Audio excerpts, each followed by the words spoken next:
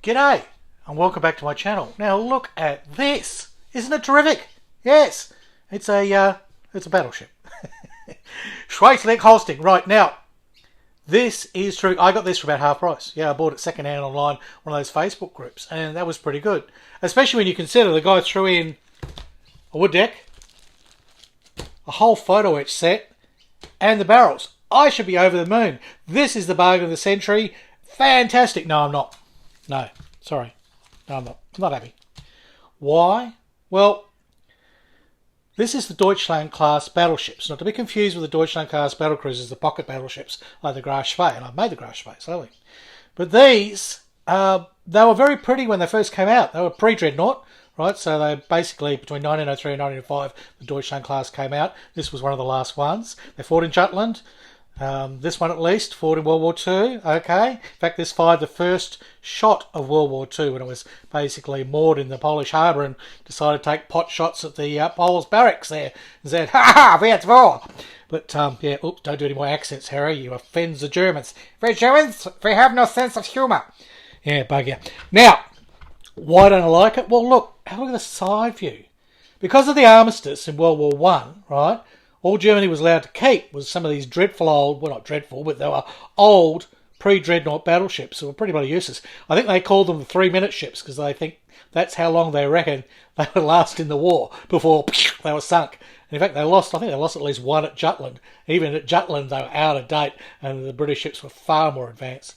But anyhow, look, the original beautiful lines of the pre-Dreadnought are gone. They put this awful little sort of stupid funnel arrangement here with this horrible big bloody angular tunnel here to reduce it to 2 funnels instead of the lovely elegant 3-tunnel arrangement of the previous design, or the original design. Below the deck, it's from the deck below, that's all pretty well the same, because they weren't allowed to increase the armament. But here, the superstructure, they've kind of added bits on and made a bit of a citadel, and then put here looks like the bloody the air vent pole you have for your toilet. And then they put a block of flats in the end here, and kind of whacked a really slack-looking I don't know, it's just a mess. It's an absolute mess. From here up, they buggered it. But it's all they could do, so it's understandable. But as far as modelling goes, no, it's a dog. So if I hate this kit so much, why did I buy it? Well, I've got a cunning plan. You interested? Okay, hang in there. Roll the music.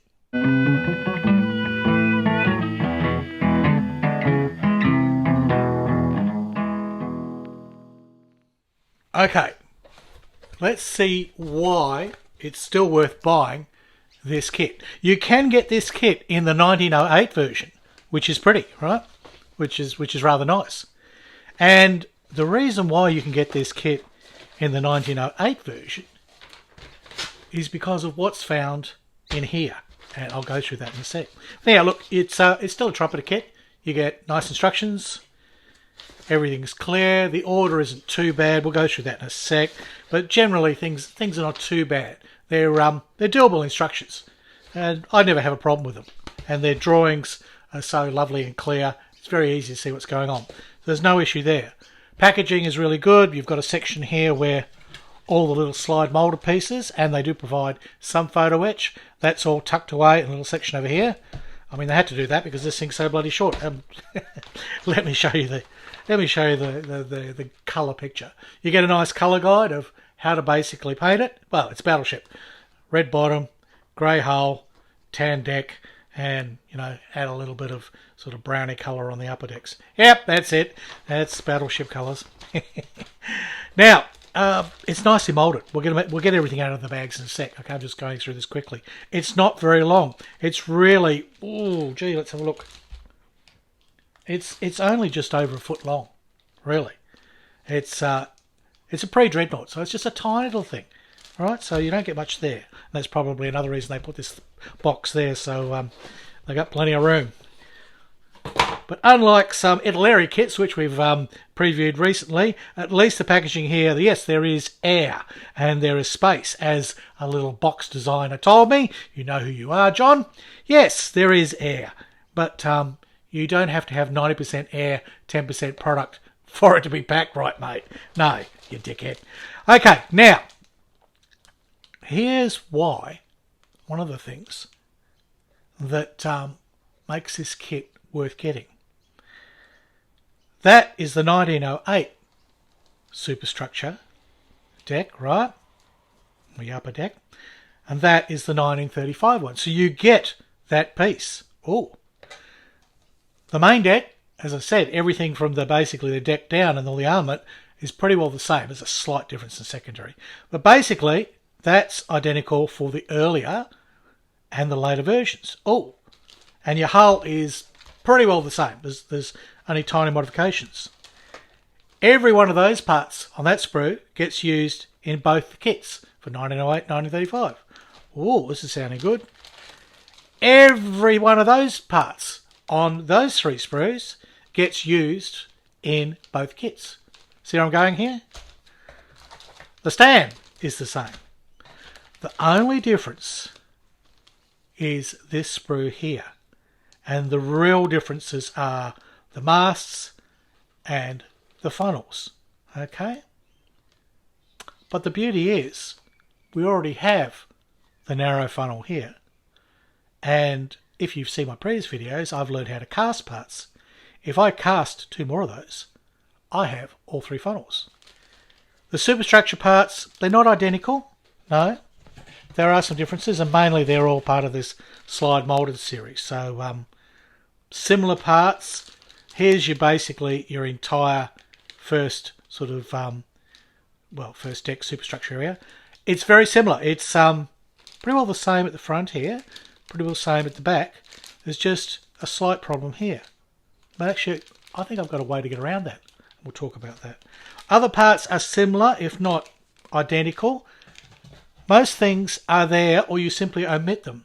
The boats, well, they've got speed boats on this one for 1935. They had steam boats on the 1908 version. So you've got to make allowances there. All the photo etch pretty well can be reused. But anyhow, I have that complete photo etch kit, which allows me to do anything I want. The bridge is sort of the same, but it's in a slightly different position, but you can reuse the part. There's a block here which holds up the middle deck. That gets reused in a slightly different place. Basically, you can do what they did. You can rebuild this ship. Well, actually, you de-evolve it. You take it down from its refit and you pull off, you know, the shopping centre block at the back there and a few the other horrible bits. And we can actually get this to look like, here's a photo, the 1908 version. Now, this particular ship, Schleswig-Holstein, it had a slightly different, one of its funnels was different to the other. So if I wanted to make this one, I'd have to cast some funnels and then I'd have to actually custom make a slightly different funnel. But if I just make the Deutschland, which was the flagship of the class, its three funnels were identical to that back one. So I might just make the Deutschland. Forget Mr. Schleswig, right? I'm going to make the Deutschland class ship and I can use 90% of the parts in the box. There's not much I need to change. So let's have a look at the instructions and then we can get these parts out of the bags and have a good look at what changes and what I can do.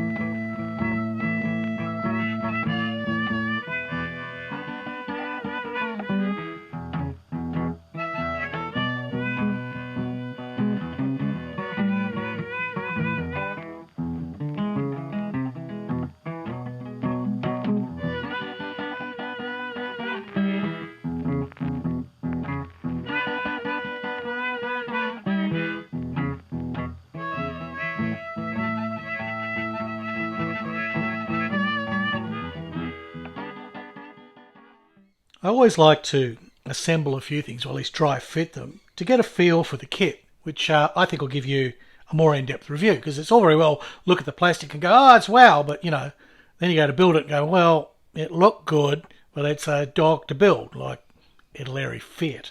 Anyhow, first few things, well, there's sort of a tricky arrangement here for joining the hull together, they've made these sort of alternating hinges, which is great, and they go together good. But it took me 3 goes to get work, because what Trumpeter and Happy Boss are doing lately, I don't know, it's a good or a bad thing. It's sort of good that, well, let me explain. Instead of putting the sprue points overlapping onto the detail of the part, they put the sprue points fairly fat on the mating surfaces, where basically you're going to glue your parts together. So if you're careful, you don't end up wrecking any of the detail, which is good, but you've got to make sure that your mating surfaces are perfectly flat. And they put one of these sprue joins right in these hinges. So at first it had me totally flummoxed, so I couldn't figure out why it wasn't fitting together. But yeah, there's basically one here at the bow, one at the stern, and there's one on the hinge, and you've got to look out for that. Once you have figured that little mystery out, it clicks together very nicely, and it's not going to require hardly any filler at all. It does the job. Now, what they do these days is they give you all these little bulkheads, which is a good idea. It's sort of a little bit of over-engineering, and you're never going to see it. But see, what happens is when you build your ship, and this might have happened to you, you build it all up, it looks really good, and you glue it together, and you whack a whole lot of stuff on it and everything, and you sit it there in your cabinet or on your bookcase for your cat to knock over, wherever, okay? A couple of years go by, and the deck sags. It either falls into the hull or basically, because there's no support in there other than the edges, after a while the weight of everything, especially if you put a whole ton of PE on it, paint on it, and a wood deck on it, it all sags into the hull, and it can become a real problem. We've known about this for years, and a lot of shipbuilders, like myself, we put in some reinforcements. You put in a bit of sprue inside the hull. Well, now the makers have come to the party, and they've gone, oh, okay, is this a problem? And they've given us all these little bulkheads. So these are rather nice. They just click straight in. Hopefully I've got them in the right order. And this should stop that sag. In they go. So here's a little hinging arrangement. Let's see how that works. So put a little hinge in. That seemed to work, well, sort of. It's all a bit tricky, Mr. Trumpeter. Might do them one at a time, hey? Yes, it does work, but it's just a little bit tricky to... Oh no, they go in. They're just stiff and hard. Although, that's never... Oh, that's what it was. The one on the end there wasn't going into its hole. Always the way. So, we've got no glue here. There we go. We've got no glue here, and we've assembled a hull. It's a Bandai kit. It's a click-together kit. Oh dear, oh dear. Now, I did have to clean up the deck. I didn't check if there were any of those horrible sprue points in here. We'll go with what we've got. We'll see how this fits.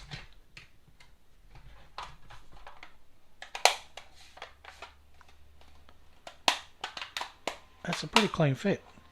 Now there are a few little things to clean up. I've noticed here there's a few little... Oh no, that's not. That's actually...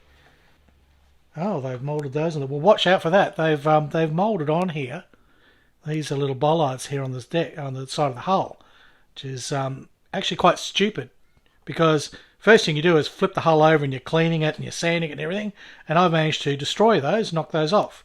I can replace them with wire. Why the heck you would do that? That is such a stupid idea. So, that's a tiny fragile part. They're trying to give more detail, but in doing so, well, it kind of buggers everything up.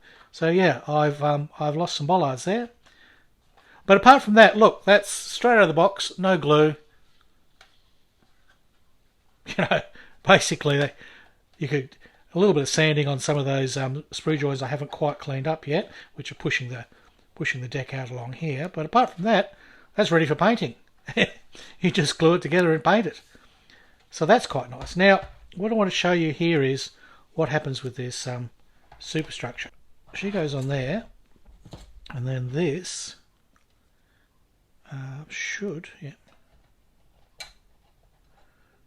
basically goes on there. So this section here with the 1908 deck, right? So we've got the 1935 superstructure, but the 1908 deck, and I've just blue tacked it on there for the moment. But as you can see, the towards the bow and towards the stern, it will be the same. It'll fit in. It'll require a little bit of fiddling of some of these little ridges here, which are not required because you've got photo etch rails, both in the kit and in the that extra Edward sort of set that I have. So that will all fit on there very nicely. There's a little bit of work to do for the front piece here, but I think it actually is in the kit, but it doesn't get used in one version, but it'll get used in mine. So all the parts are kind of there. The positions for the funnels are there. They're marked out for you, ready to go. There's a little support piece that fits under there, which is common to both models. That supports everything. The only thing I've got to do is cut out all of this, because that is just not required at all. So I had a look at that. It really wasn't that difficult. Really, I'll just cut down to the same deck level and just cut that out. Because you can see from the inside it's all hollow. So I've really only got to cut out the edge and then remove it all the way along, because there's a couple of little support pieces that go in there, which are just blocks and they won't be hard to scratch. Once that's done, the only other major change is here, here, here and here. I've got to just basically open up a little hole so that I can get a gun in there, a turret, okay? Because basically that's all correct, but what they did was they just sealed that up for the 1935 version. They didn't worry about that secondary armament up there. But the parts are still in this kit. So Trumpeter have given us pretty well everything we need to get this ship back to looking sort of that delicate, really sort of minimalist, pre-Dreadnought punk sort of look, steampunk if you like look, which I really like, rather than the bloated, Elvis in his later years. Thank you very much. That sort of fat look. Basically, Jenny Craig's not going to help that battleship. No. So that's my plan. And really, it's quite doable in the sense of the superstructure and that deck, which is already provided. So how about that? All right, let's have a look at the instructions. We'll go through and you can see what the kit would be like if you just build it as the big, fat, bloated, overweight 1935 version, as opposed to the lovely, slim, youthful 1908 man-about-town battleship. Let's have a look at the instructions now.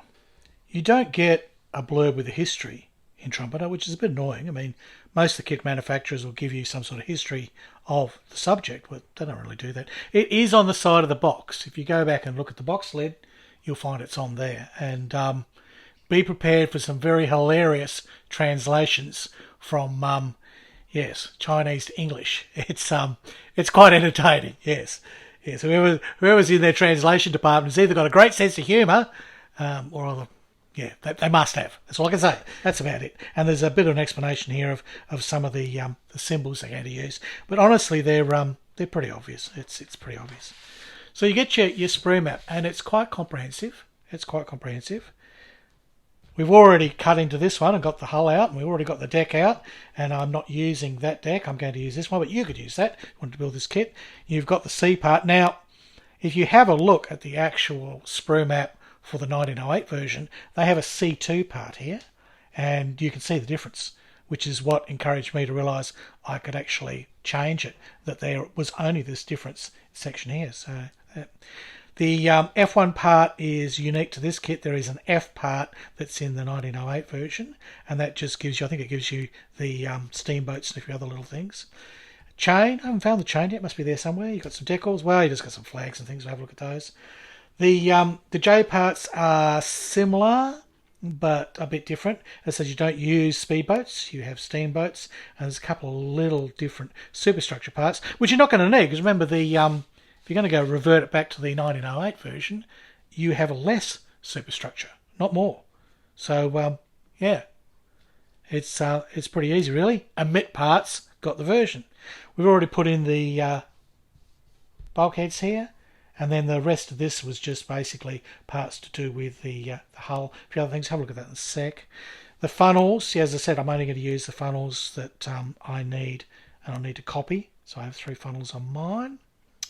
Then you've got, in this G sprue, you have the masts and those sort of bits, and a little bit more superstructure, which will be different in the 1908 version.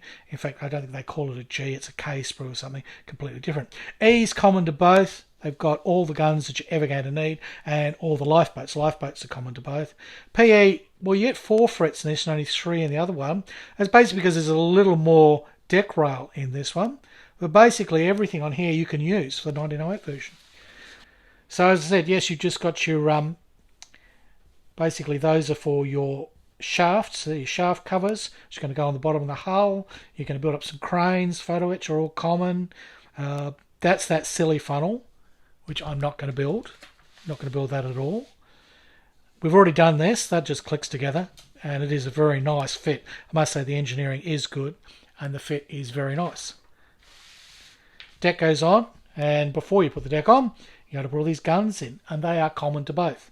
So we might pull that sprue out now. We'll have a look through at the guns and a few other things, and see what the quality's like.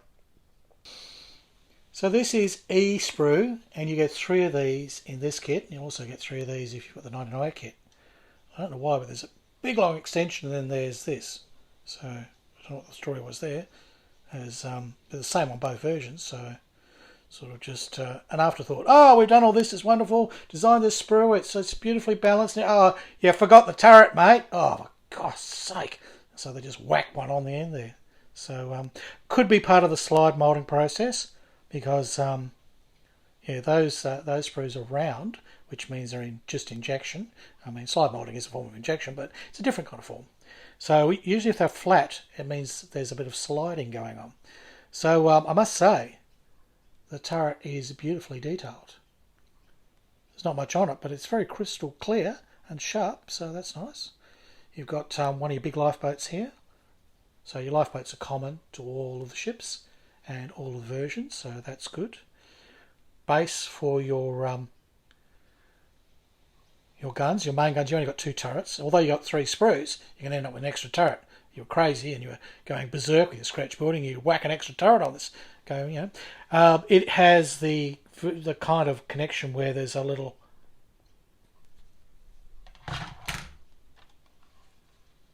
you've got keyhole type sort of thing. Click it in, turn it, locks in. I rather like that, because then once they're in, they don't generally fall out, unless you've got them pointed in that exact direction, of course.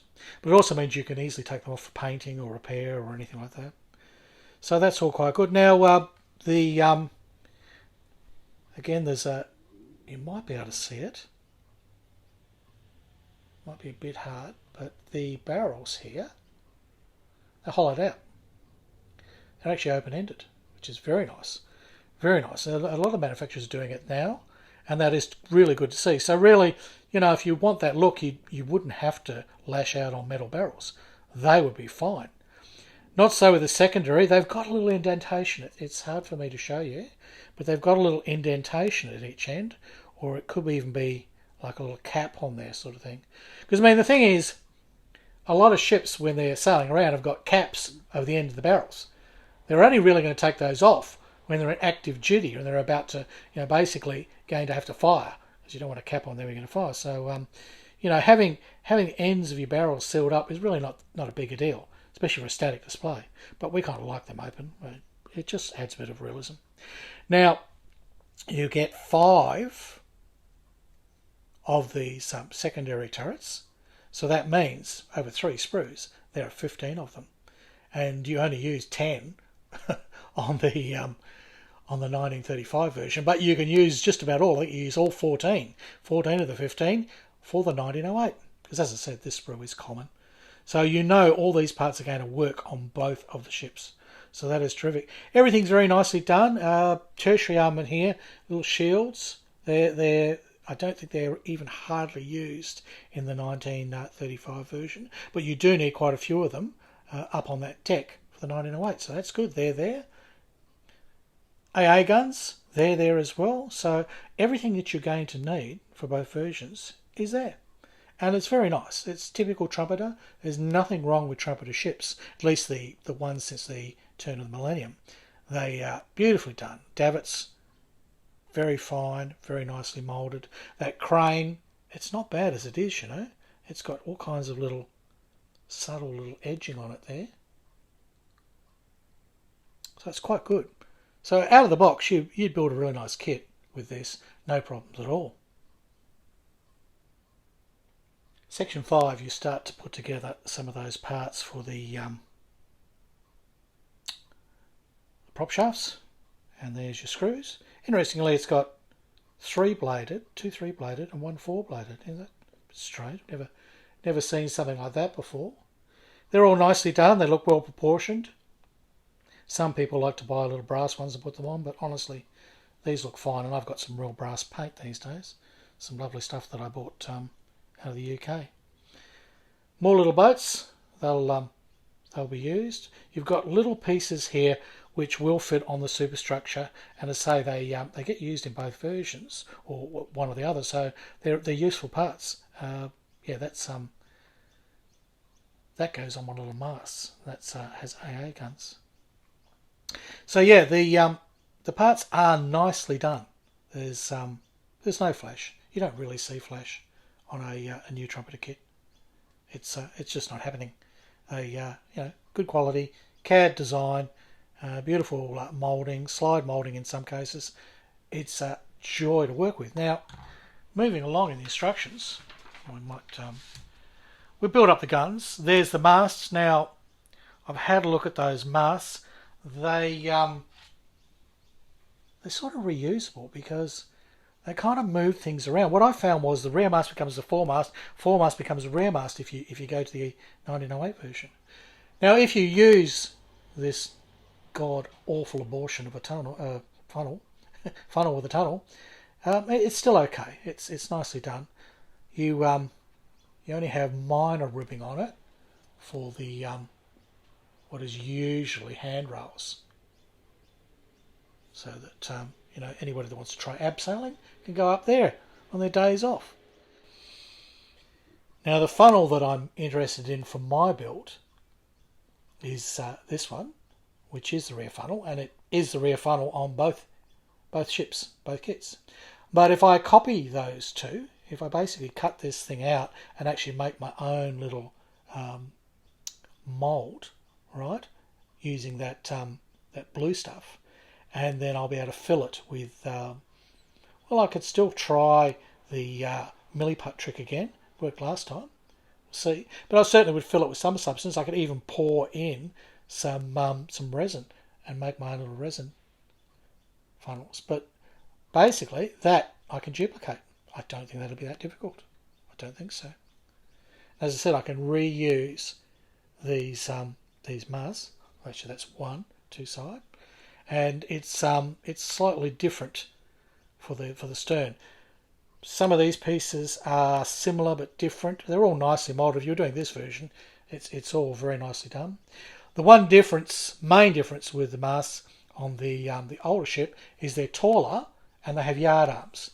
So, yards, right? They have yards and they have much taller masts. Because back then, basically, they sort of still were coming out of sail and they basically did signalling off them, all kinds of things, and ran wires off them. And I think they just like the look. I don't think they ever actually put sails on them. Step 7, I've already hatched out there that all that needs to be removed for mine.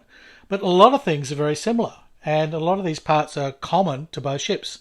Now, the beauty is these days with modern technology, if you go to a site called 1999.co.japan, or JP, they list kits, but not only that, they list all the pages of the instructions. So I was able to actually get all the instruction pages for the 1908 kit and have them side by side looking on my iPad and on here to see what the difference in construction was. And everything was so similar, and parts were kind of moved around, or a very similar part was used. So again, putting on my deck from the 1908 version, it will fit to this part here, even though it'll just need a little bit of modification. So it's all doable. But if not, if you want the fat-bloated Elvis version, you can still do that. Little boats, they all get done up. As I said, they're pretty well common to both, except I won't be using speedboats. I'll convert those into steamboats. They'll have a little steam funnel. Not a really hard scratch. A little bit of round bloody sprue. You know, a little bit of evergreen scratched through on there, a few little fiddle arounds. I'll have a couple of little steamboats. They're using those shields there with tertiary armament at the stern. It's different. They actually move forward, and I think onto the midships on the 1908 one. You've got little greebles and things. They all go on. Here's your whole boating arrangement. Now, the boats pretty well go the same when looked at from the top, but because this section's all cut out, the boat cradles are on the deck underneath. So that's not hard. I'll have to probably scratch my own boat cradles. They're really not hard to do. In fact, there's probably some photo etch ones in that Edward thing. Rails, well, here's your rails that have come with the kit.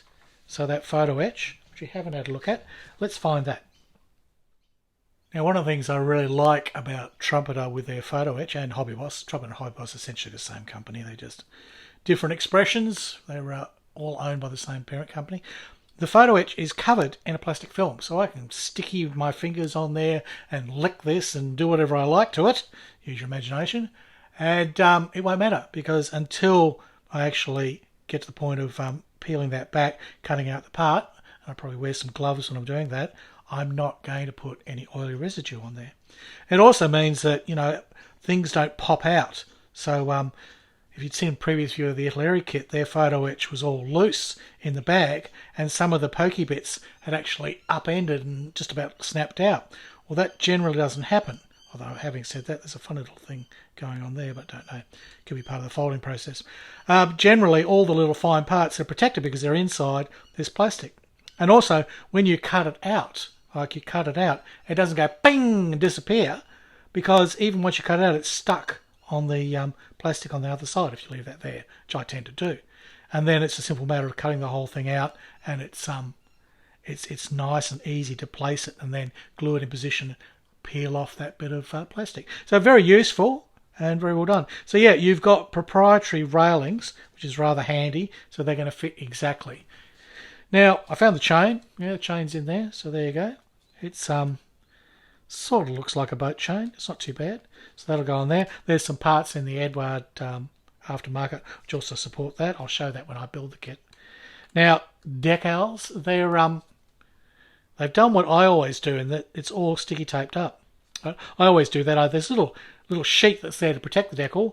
You usually get in a kit and the sheet's one end and the decal's the other end. The decal's all torn up. It's been banging against bloody plastic for the last God knows how long. But no, they've already put some tape on there, so I won't take that off. But what I'll do is give you a little sneak peek. They look okay. They're what they are.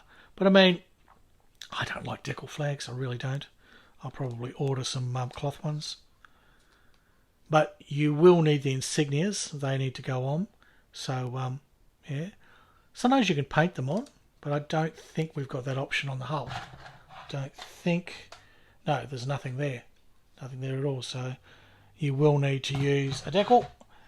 Or there could be photo etch. Sometimes you get the little photo etch of the emblems in the aftermarket. So now, at the front of the superstructure here, this part is very similar, but not quite the same on both, but it can be reused, so I can use that for my 1908 version.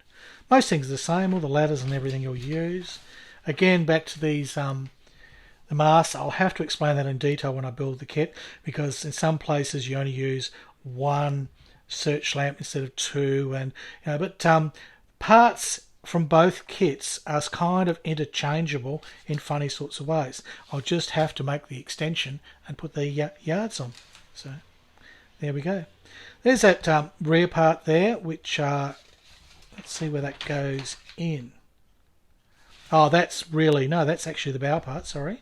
So that is this whole piece here I won't be using, because that's part of the upgrades and the changes they made. So I don't believe I use any of that at all. No, I think I just come straight up from there, and I'll have to double check my drawings. You've actually got some PE fret here, which goes on that crane, so that's rather nice. So that's rather good.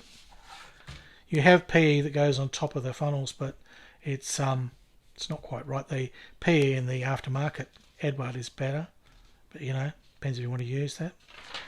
So things just start to go together. You've got lots of little greebles there, common to both kit. Anything that's on the deck is going to be the same. That's why the wood deck for this one It's going to match the wood deck for the 1908 version. They're all the same. There's no different. The only thing that is different is on the side, at the bow and the stern, is like a little sort of a little binnacle type thing, a little bulging out area, a casement if you like, and in that is some holes where probably you could stick some guns out if you wanted to short range shoot any sort of boats that approached. So they give low level access to shoot, but they were removed for the 1935 version, probably because they had the AA guns up on the superstructure and they could easily angle down and pick out any little motorboats or whatever coming to bother them. So yeah, there's that photo etch. It says PE. Oh, there is a PE part that is for the insignia. Oh yes, look, we have got the insignia and the eagle as photo etch parts. So you could put those on and paint them rather than using the deck owl. This kit actually does come with the outside rails. Look at that. Well, thank you, Mr. Trumpeter. Maybe you've seen my other videos where I complain bitterly about this and you decided to make a change. I'll claim it's all my fault. So they do, for a change, give you the outside rail. Well, that's very good, the railings, okay? Because it's been my big bugbear with most of the kits is you only get the railings for in there. So I might have to have a look at this aftermarket PE that I've got and see if really I need to use it. I might be able to sell it. Who knows? And finally, you have that entire superstructure area with everything on, your masts, all the rest of it, and bing, in that goes, and pop your turrets on, and away you go. I mean, I certainly be putting that film before I did the rails, because I know what's going to happen. The railings around the outside is the very last thing I'll ever do on a ship, because if you do anything else first, you're going to bump those and knock them off. That's so easy to do.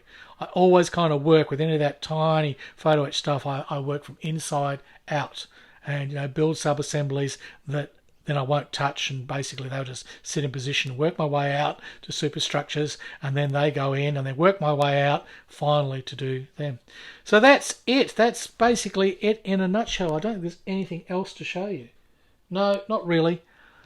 So whether you build the 1935 version, because historically that's one of significance, because first shots of World War II, or you go, no, it's just too done ugly, as I've done, and I'd like to build the pretty sort of punk version, steampunk version from the turn of the century, as I'm going to do, you have that option. It is doable. You can, of course, you could just go and buy the 1908 kit, and when I looked at this, I thought, for the price that I got, I could just go and buy the 1908 kit, and then I thought, well, how much is different? And that's where I came to my conclusion that 90% of the parts are already there in both kits, for both versions, and I've only got to do that little bit of scratch.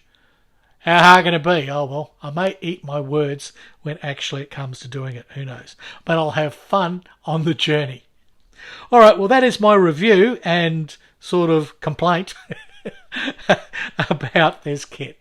I hope you enjoyed that. I won't be getting into it straight away. It'll be one in the near future. I'm certainly pretty keen to have a go at it because it's not very big. It doesn't take up much room on my bench. It'll be a reasonably fast build to do, even with a little bit of scratch work, and I'll thoroughly enjoy that. If you enjoyed this video, make a comment, just be nice about it, like, subscribe, all those sort of things, and if you really like the kind of stuff that I'm doing, by all means go to Patreon, where from as little as $1 a month you could support me and my channel and give me sort of that little bit extra cash so that I can afford to pick up kits like this and then review them and do all the sort of things that I do. And you also get to see the videos a day early, and you get to see them without any adverts. Yep, they get monetized the next day and released to the general public. So there you go.